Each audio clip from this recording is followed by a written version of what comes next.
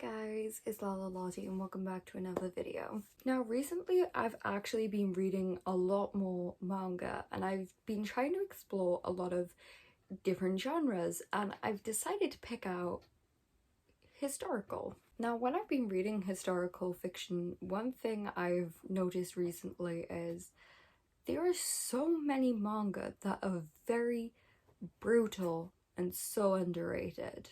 But there was one specific series that I read that has shocked me so much. I picked up this series and I didn't know what I was getting myself into, but when I tell you, this is the most brutal read I have probably had this year.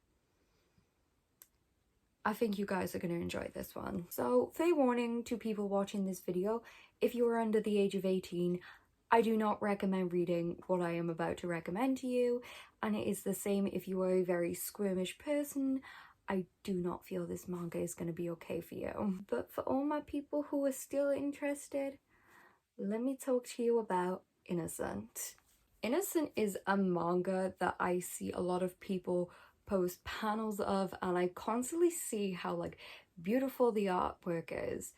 And when I saw it, I thought it was going to be like this very beautiful artistic kind of French historical manga.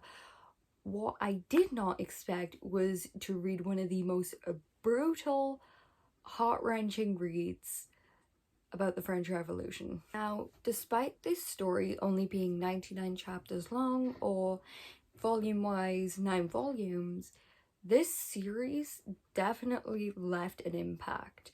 Now, I've had series that have been much longer than this and have tried to create the brutality that this series did, and it just didn't land. But yo, from the first chapter to the very last, this series does not disappoint. From start to finish, it is such an emotional roller coaster. And honestly, I can't think of a way to describe it other than, you know, when you read the Golden Age arc of Berserk and it finally goes into the eclipse?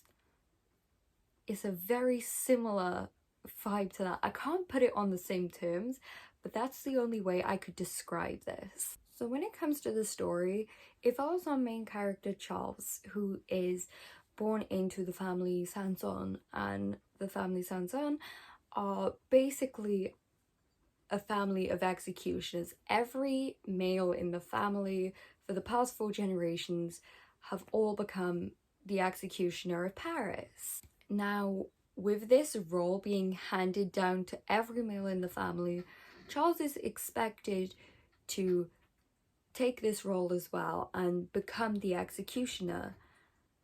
But as Charles grows older and he's being told, hey look, we want you to become the executioner, he's not 100% with it. This isn't what he wants to do, and he doesn't agree with it. As well, he's seen what being the executioner of Paris and being the executioner of Sanson has done with the name that it gives you, with how people look down on you.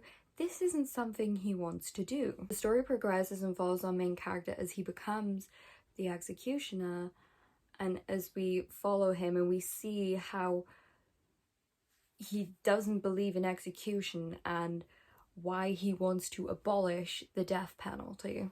Now, this manga, it may sound a bit innocent, like it is. When you hear about the entire idea of abolishing the death penalty and stuff, it kind of comes across as this manga that would kind of have a very interesting storyline, maybe a lot of politics. What you wouldn't expect is the brutality of this manga. Not only is the story very interesting, but the brutality and how disturbing some of the imagery is. Because even in the first 2-3 chapters, one scene definitely caught me off guard, and I was very much kind of surprised because it was so goddamn brutal.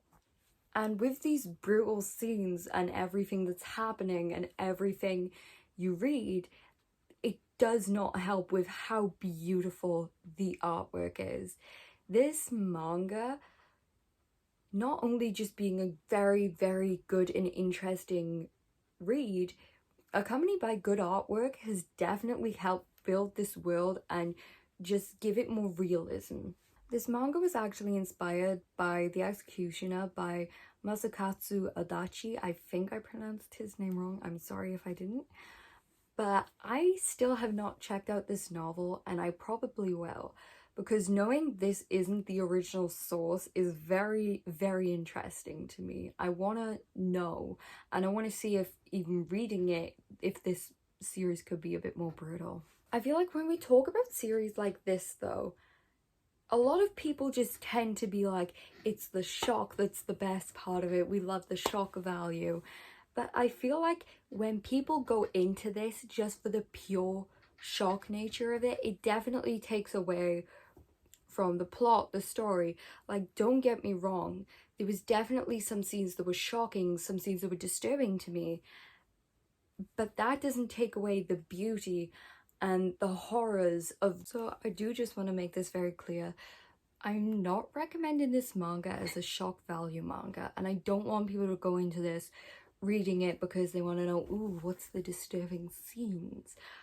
I think that this is one of the most interesting plot-driven manga that I have read in a long time. And it's no surprise to me how popular it's been overseas, with Japan creating a live-action musical recently out of it.